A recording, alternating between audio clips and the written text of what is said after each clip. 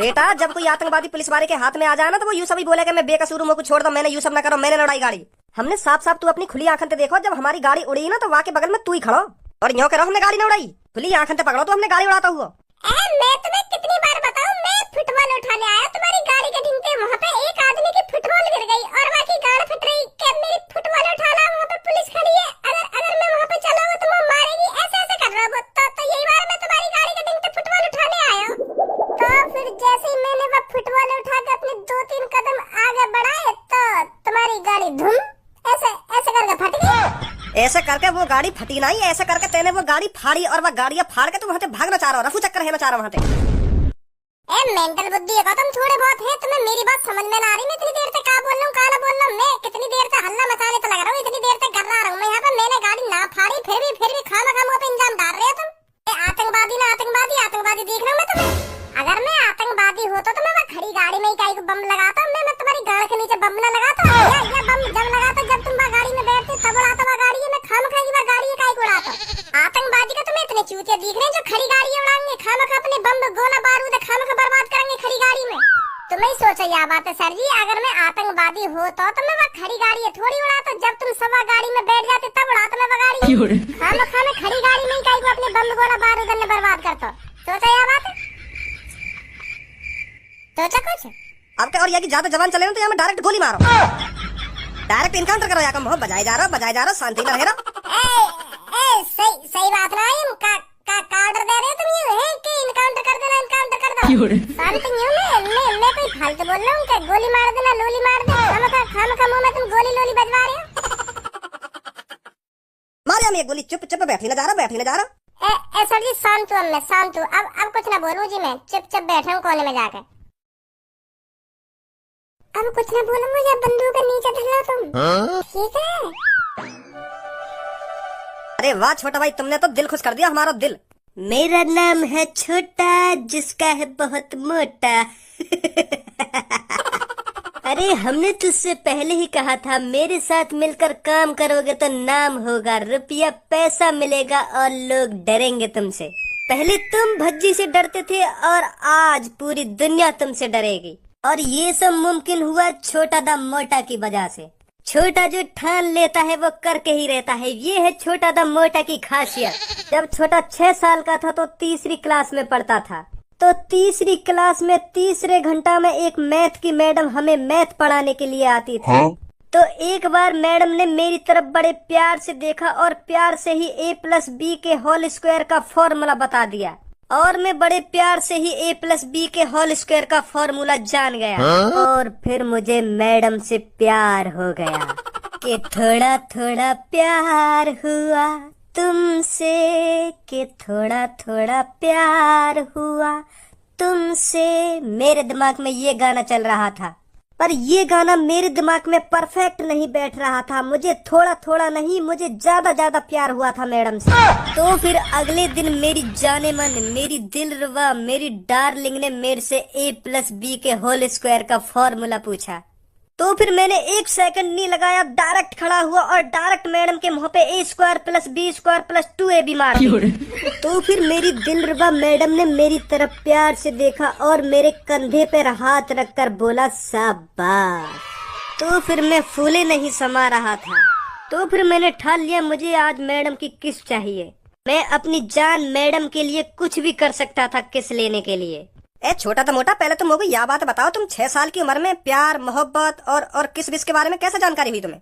मुझे ये बात समझ में ना आ रही, तुम 3 साल की उम्र में प्यार करना सीख गए, प्यार के बारे में भी जानने लगे कि यू प्यार क्या होवे और किसका होवे। हमें तो लौड़ा भी जानकारी नहीं है के बारे में। मैंने तो 14-15 साल की उम्र में एक लड़की लड़का एक जंगल से में ढुपक करते देख लिए, और मैंने घर जाके बता दी कि मम्मी वहाँ पे है ना 2 लड़की लड़का ऐसे करके खेल रहे। तो फिर मेरी मम्मी ने मेरे कान के नीचे कैसे लगाया तो 2 घंटा तक मुझे वहाँ कान पे सुनाई ना दिया।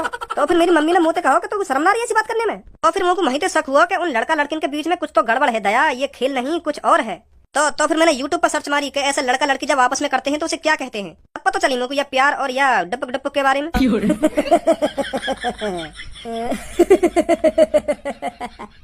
मेरा नाम है छोटा जिसका है बहुत मोटा। तो फिर तू यहीं से दिमाग लगा सकता है छोटा दा मोटा में कितना दिमाग होगा।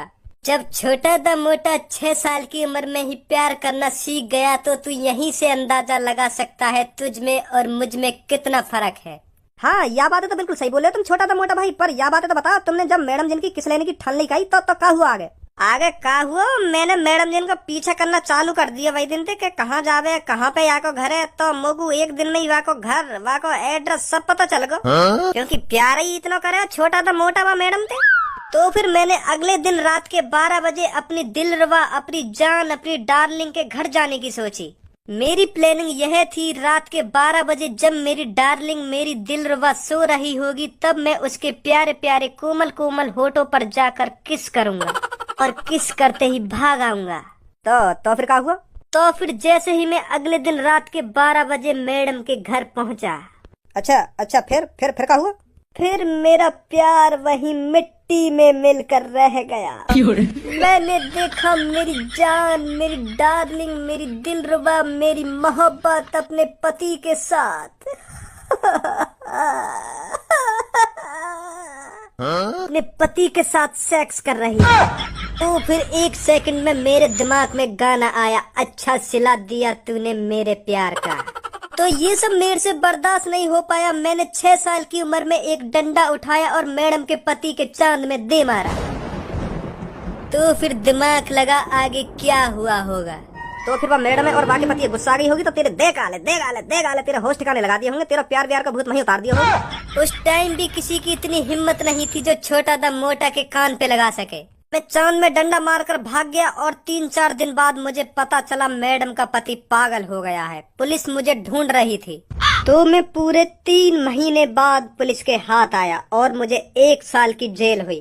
तभी से मैंने ठान लिया, छोटा दा मोटा कोई मामूली आदमी नहीं बनेगा, बनेगा तो सिर्फ डॉन डॉन डॉन। बहुत बढ़िया कहानी है तुम्हारी। सारे कान मार दूंगा, कहानी ना है, हकीकत है हकीकत। चलो अब इन सब बातों ने छोड़ो, भज्जी तुमने जेल भिजवा तो दिया दिमाग लगा के, पर धनुआ आवाज सब बता देगा कहाँ कौन ने करो ये सब, कौन ने न करो। और जा दिन भज्जी जेल से बाहर निकल आयो ना, तो मैं तुम्हें सही बता रहा हूँ भज्जी, कैसे न छोड़ेगा हमें। अब तो तुम्हारी बातन में कैसे न कैसे करके आगो भज्जी, जैसी धनुआ बाबू बताएगा ना कि यू सब उनकी चाली वाने फोड़िए गाड़ी, तो मैं बता रहा हूँ बहुत बुरा हाल करेगा तुम्हारा का, मेरा भी बहुत बुरा हाल होगा बाटे। भज्जी इतनी आसानी से जेल से बाहर नहीं निकलेगा। पुलिस इतनी आसानी से उनकी बातों पर विश्वास नहीं करेगी। अगर पुलिस उनकी बातों को मानती है, अगर हम तक बात पहुंचती है, तो हम साफ साफ मना कर देंगे हमने ऐसा कुछ नहीं किया। तो फिर भज्जी कैसे बाहर आएगा?